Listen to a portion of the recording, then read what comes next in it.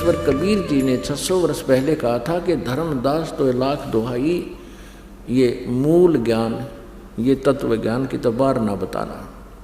परमेश्वर ने अपनी वाणी में लिखा है, कबीर सागर में, सच्चिदानंद घन ब्रह्म की वाणी में, सूक्ष्म वेद में, उस तत्व ज्ञान में कि 33 अरब वाणी हम बाख्या, यानी 33 अरब ज्ञान हम बाखा और मूल ज्ञान अभी तक गुप्त ही रखा। अब 33 अरब वाणी बोल दी परमात्मा ने, 33 अरब, और वेदों में तो कुछ 2000 मंत्र भी कोई ना, और उस परमेश्वर ने कहा 33 अरब मंत्र श्लोक बोल दिए हमने, वो कुछ एक संग्रह किए गए हैं, और कहते हैं मूल ज्ञान हमने गुप्त ही रखा। तो वो मूल ज्ञान अब प्रकट करना था परमात्मा ने, अब वो प्रकट हो रहा है। सन 1947 से भारतवर्ष स्वतंत्र हुआ, उसी समय से समझ लो या पिछली पीढ़ी यानी दूसरा मध्य का चरण शुरू हो गया। प्रथम चरण में परमात्मा आए थे और मगहर से सहशरीर चले गए थे।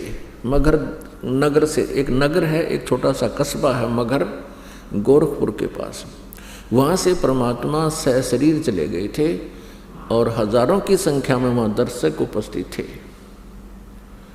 जिसमें वीरदेव सिंह बघेल, काशी का नरेश और उसकी सेना और काशी शहर के हजारों की संख्या में दर्शक भी साथ गए थे।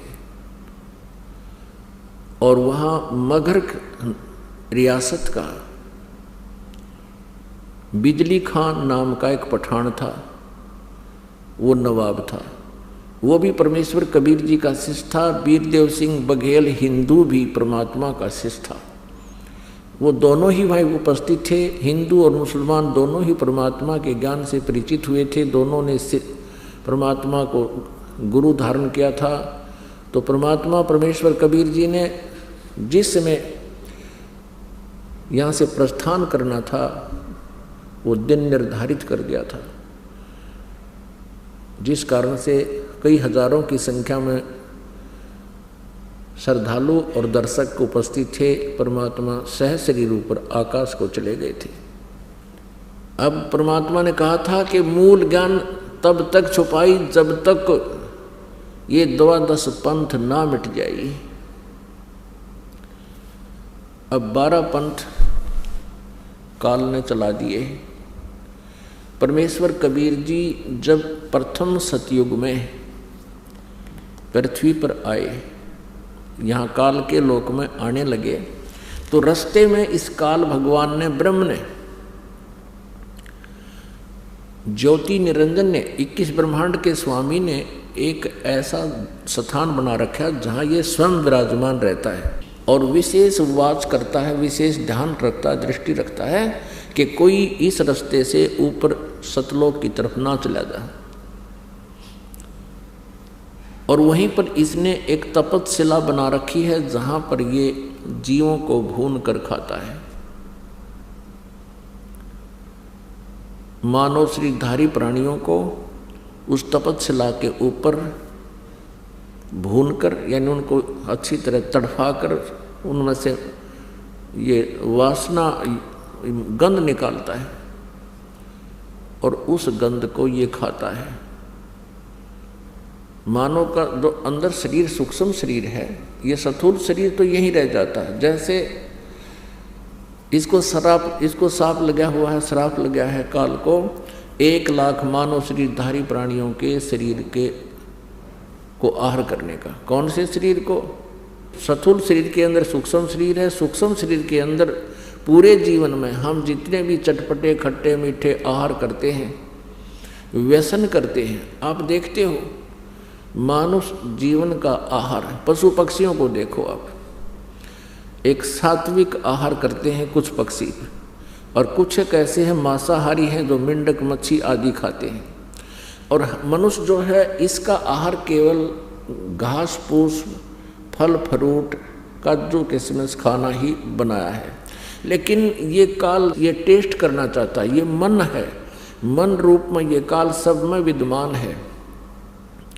और इस मन की आदत है कि ये व्यसन करे बिना रह नहीं सकता। ये काल ने अपना एजेंट छोड़ रखा है। अब देखो शराब बनाई, कैसा जुगाड़ जोड़ कर शराब तैयार करी, इस मन काल ने बनवाई।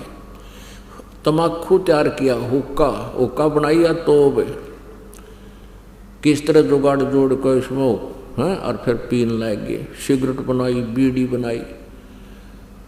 बताइए, इस तम्बाकू के सेवन से ना तो शरीर पुष्ट होता, हानि अवश्य करता है, लेकिन ये इसलिए करवाता है कि इस सूक्ष्म शरीर में, इस स्थूल शरीर के माध्यम से किए हुए व्यसन और ये आहार सूक्ष्म शरीर के अंदर इनकी सूक्ष्म वासना डिपॉजिट हो जाती है। और जैसे बादाम के ऊपर छिलका होता है, वो छिलका खाण का नहीं होता, अंदर गिरी खाण की होती है, खाने की। तो ऐसे ही ये स्थूल शरीर तो बादाम का छिलका समझो, इसके अंदर एक सूक्ष्म शरीर है। उस सूक्ष्म शरीर को तपतशिला है, एक बहुत बड़ी टुकड़ी है पत्थर की, जो स्वतः गर्म रहती है आध्यात्मिक यानी ईश्वरीय शक्ति से, सिद्धि शक्ति से वो ऑटोमेटिक गर्म रहती है। जैसे सूर्य है, इसको कोई चार्ज नहीं करता और असंख्य युग हो गए नो का नो सुलग रहा है।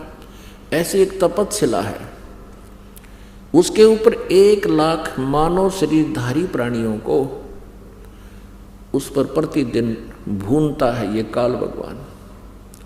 और वहाँ ये प्राणी चटक पटक करते हैं, बहुत बुरा हाहाकार मच जाती है और फिर बेहोश हो जाते हैं।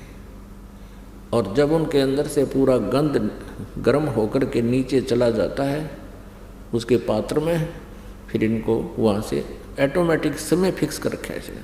वो सभी प्राणी, वो मानव शरीरधारी प्राणी, क्योंकि इस शरीर से जब ये जीव निकलता है स्थूल शरीर से, तब तक इसका ऐसा ही शरीर रहता है, सेम टू सेम इसका शक्ल रहती है, आकृति रहती है। तो वो उसमें भी ये मानव शरीर सदस्य एज इट इज, चेहरा जैसा आपका इस शरीर का है, ऐसा ही सूक्ष्म शरीर का एज इट इज डिटो कहते हैं ना, एज इट इज कॉपी हो जाती है, डिटो कॉपी।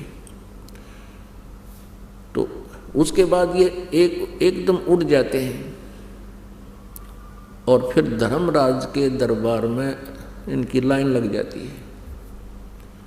फिर आगे जैसे जिनके कर्म हैं, संस्कार हैं, उस अनुसार जिसने नरक में जाना नरक में जाओ, स्वर्ग में जाना स्वर्ग में जाओ, राजा बनना है राजा बन जाओ, देवता बनना है देवता बन जाओ, गधा बनना है गधा बन जाओ।